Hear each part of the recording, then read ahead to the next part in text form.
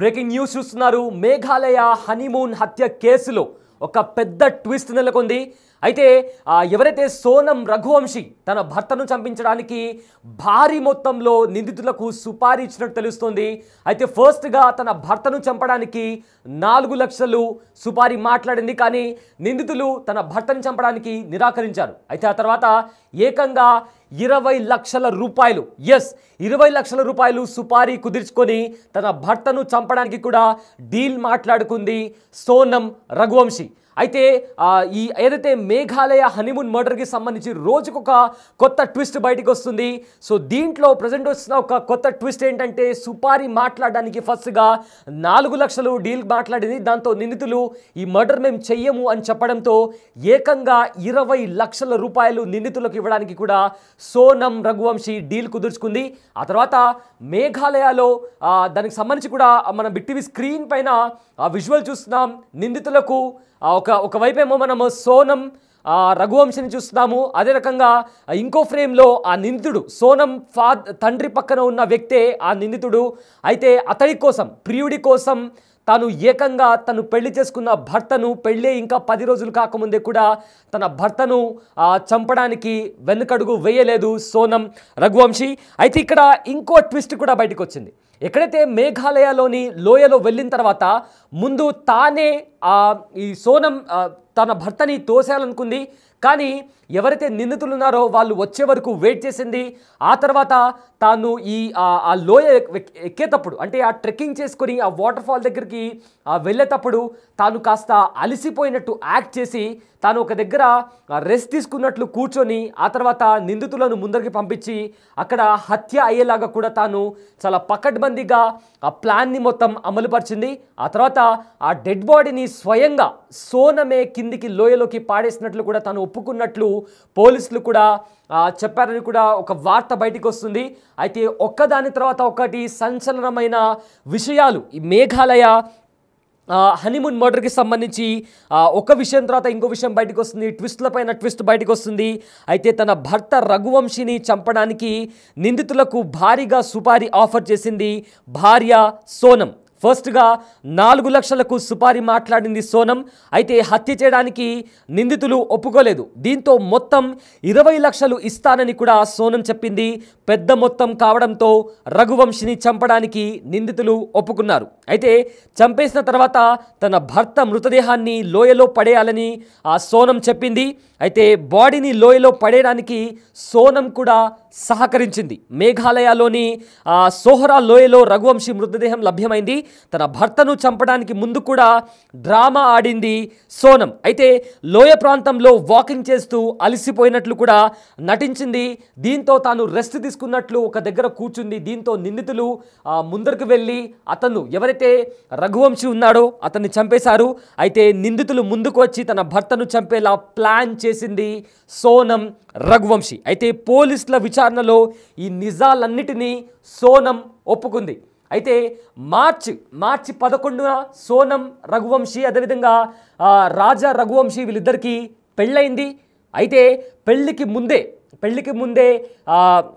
ఎవరైతే తన boy friend ఉన్నాడో అతన్ని విడిచిపెట్టి ఉండలేను, ఖచ్చితంగా ఈ పెళ్ళైతే తానేనా చచ్చిపోతాను లేదా తన భర్తనైనా చంపేస్తానంటూ కూడా సోనం తన తల్లికి చెప్పింది. అయినా కూడా తల్లిదండ్రులు సోనంకి ఇష్టం లేని పెళ్లి చేయించారు.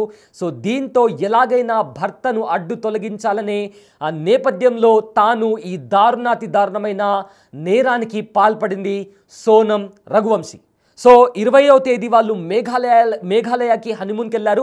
అయితే కాశ్మీర్కి వెళ్ళాల్సి ఉంది, కానీ భర్తకు నాకు కాశ్మీర్ వెళ్ళాలని లేదు, మనం మేఘాలయకి వెళ్దామని చెప్పి కూడా ఒప్పించింది. దీంతో భార్య మాట నమ్మి భర్త కూడా మేఘాలయకి వెళ్దామని కూడా ఒప్పుకున్నాడు. ఆ తర్వాత కూడా వాళ్ళు ఏదైతే వాళ్ళతో పాటు పెద్ద మొత్తంలో బంగారం, దాంతోపాటు కొన్ని విలువైన వజ్రాలను కూడా వెంట తీసుకెళ్లారు. అయితే రఘువంశీ వాళ్ళ తల్లి కూడా అడిగిందట, ఎందుకు ఇన్ని తీసుకెళ్తున్నారంటే నా భార్య చెప్పింది అందుకే తీసుకెళ్తున్నాను అని చెప్పి కూడా అతను తన తల్లితో చెప్పాడు. అండ్ ఆల్సో ఇదంతా ఒక ప్లాన్డ్ ప్రకారంగా, పద్ధతి ప్రకారంగా చాలా క్రిమినల్ మైండెడ్ ఉంటే తప్ప ఇలాంటివి అసాధ్యం. సో సోనం ఎంత క్రిమినల్ మైండెడ్తో ఆలోచించిందో దాని గురించి ఆలోచిస్తుంటేనే ఈవెన్ పోలీసులకు కూడా చాలా షాకింగ్గా అనిపిస్తుందంటూ కూడా కొంతమంది పోలీసులు కూడా చెప్పడం జరిగింది. అయితే ఇక్కడ మే 11th పెళ్లి జరిగిన తర్వాత మే 23వ తేదీన ఈ మర్డర్ జరిగింది. అంటే వీళ్ళు హనీమూన్కి మేఘాలయకి వెళ్ళిన తర్వాత జస్ట్ 3 రోజుల తర్వాత ఈ మర్డర్కి వాళ్ళు ఏ రకంగా ప్లాన్ చేసుకున్నారో అదే రకంగా ఈ ప్లాన్ని అమలుపరిచారు. అండ్ ఆల్సో తాను ఒక వెపన్ని కూడా ఆన్లైన్లో ఆర్డర్ చేసింది. అంటే భర్తకి అనుమానం రాకుండా ఎంతలా తను పకడ్బందీగా ప్లాన్ చేసిందో ఇదంతా వింటుంటే నిజంగా చాలా షాకింగ్ అనిపిస్తుంది. అండ్ ఆల్సో ఆ సోహరా లోయలోకి వెళ్ళిన తర్వాత ఏదైతే అది ఎక్కుతున్నప్పుడు పైకి వెళ్తున్నప్పుడు కూడా తాను అలసిపోయినట్టు యాక్ట్ చేసి వెనక వస్తున్న నిందితులను ముందుగా పంపించి ఏదైతే వాళ్ళు వెపన్ తెచ్చుకున్నారో ఆ వెపన్తో కూడా రఘువంశిని వాళ్ళు హత్య చేశారు. ఆ తర్వాత ఆ డెడ్ బాడీని కూడా లోయలో పడేయడానికి సోనం తన చేతులతో తాను సహాయం చేసి ఆ డెడ్ బాడీని లోయలోకి పాడేసింది. అయితే ఈ మర్డర్ చేయడానికి ఫస్ట్గా 4 లక్షల రూపాయలు ఇస్తానని కూడా సుపారి మాట్లాడింది. కానీ నిందితులు అలా ఒప్పుకోలేదు. 4 లక్షల రూపాయలకి మేము ఈ మర్డర్ చేయమని చెప్పి వాళ్ళు నిరాకరించారు. దీంతో 20 లక్షలు ఏకంగా 20 లక్షల రూపాయల సుపారీ ఇచ్చి డీల్ కుదుర్చుకుంది.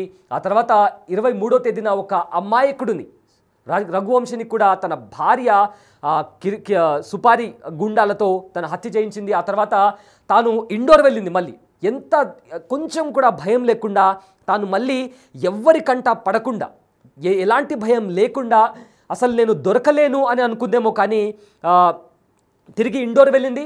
ఇండోర్ వెళ్ళడమే కాకుండా ఆ మర్డర్ జరిగేటప్పుడు కూడా తన ప్రియుడు ఎవరైతే ఉన్నారో తన బాయ్ ఫ్రెండ్తో కూడా ఫోన్లో మాట్లాడింది. చూడు ఇతన్ని ఎలా చంపేస్తున్నామో చూడు అంటూ కూడా తాను ప్రియుడితో ఫోన్లో కూడా మాట్లాడింది. ఆ తర్వాత తాను ఇండోర్ వెళ్ళి 24వ తేదీ ఇండోర్ వెళ్ళింది. అక్కడ కంప్లీట్గా ఒక రోజు మొత్తం ఈ సోనం అండ్ ఆల్సో ఈ రాజ్ తన ప్రియుడు ఎవరైతే ఉన్నారో వీళ్ళిద్దరు కూడా ఒక రోజు మొత్తం ఏకాంతంగా గడిపారు. దాని తర్వాత తిను మరి తిరిగి వేరే గాజీపూర్కి వచ్చింది. అక్కడ కిడ్నాప్ నాటకాన్ని తెరపైకి తెచ్చింది. పోలీసులను నమ్మించడానికి ప్రయత్నం చేసింది. నాకెవరో మత్తు పదార్థాన్ని ఇచ్చి నన్ను కిడ్నాప్ చేసి ఇక్కడ వదిలేశారు అని చెప్పి కూడా ఒక నాటకాన్ని తెరపైకి తెచ్చింది.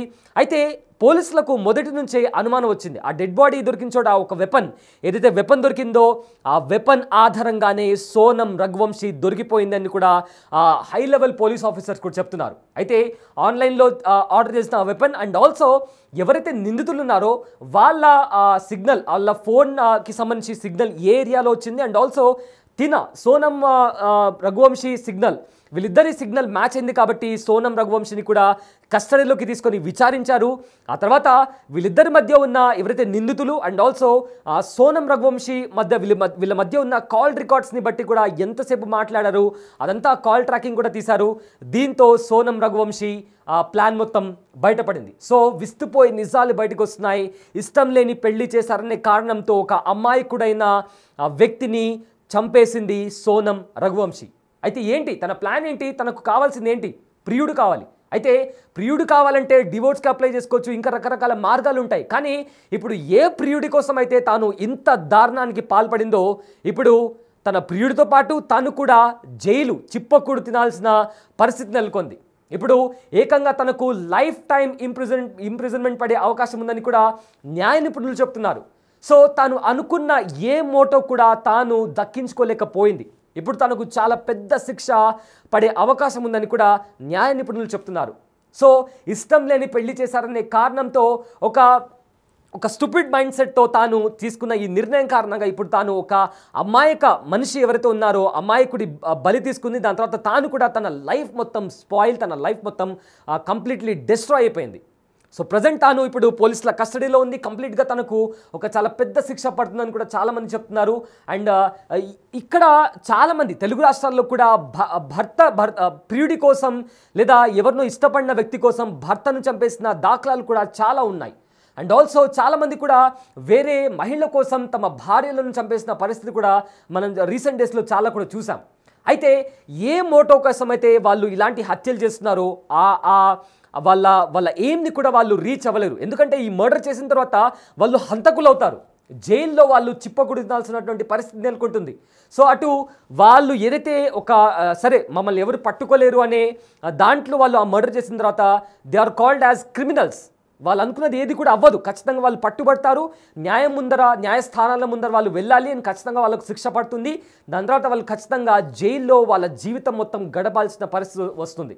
సో ఎగ్జాక్ట్గా సోనం రఘువంశీ లైఫ్లో కూడా ఎగ్జాక్ట్గా ఇదే జరిగింది. ఏమాత్రం కూడా ఆలోచించకుండా ఇలాంటి ఒక దారుణానికి పాల్పడింది సోనం రఘువంశీ. ఒక అమాయకుడు తన భార్య చెప్పింది కదా అని చెప్పి కంప్లీట్గా తన భార్య మాటలు విని బంగారం, ఆభరణాలు ఇవన్నీ కూడా తీసుకెళ్లాడు. అండ్ ఆల్సో కశ్మీర్ అని కాకుండా తన భార్యతో గడపాలి, ఎందుకంటే హనీమూన్ అనేది ఒక స్వీటెస్ట్ ఒక పీరియడ్ ప్రతి కపుల్ లైఫ్లో. అలాంటి స్వీటెస్ట్ మెమొరీస్ ఎన్నో తాను కూడా ఆ స్వీటెస్ట్ మెమొరీస్ని తాను కూడా ఫుల్ఫిల్ చేసుకోవాలనుకున్నాడు. బట్ సోనం రఘువంశీ తన భార్య ఇలా చేస్తుందని కూడా అస్సలు ఎక్స్పెక్ట్ చేయలేదు రఘువంశీ. సో మొత్తం మీద ఈ హనీమూన్ మర్డర్ కేసులో కూడా ప్రతి నిమిషం ఒక సంచలనమైన విషయాలు బయటకు వస్తున్నాయి. ఇప్పుడు తాను ఇచ్చిన సుపారీకి సంబంధించి ఏకంగా 20 లక్షల సుపారీ ఆ కిరాయి గుండాలకు సోనం రఘువంశీ ఇచ్చింది.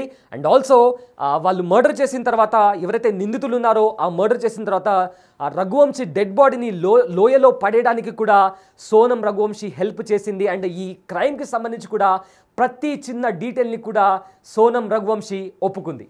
అయితే మరి ఇంకా ఫర్దర్గా ఎలాంటి విషయాలు బయటకు వస్తున్నాయని చెప్పి కూడా ఈ కేసు ఏదైతే ఉందో, హనీమూన్ మర్డర్ కేసు ఏదైతే ఉందో ఇప్పుడు దేశమంతటా కూడా సంచలనంగా మారింది.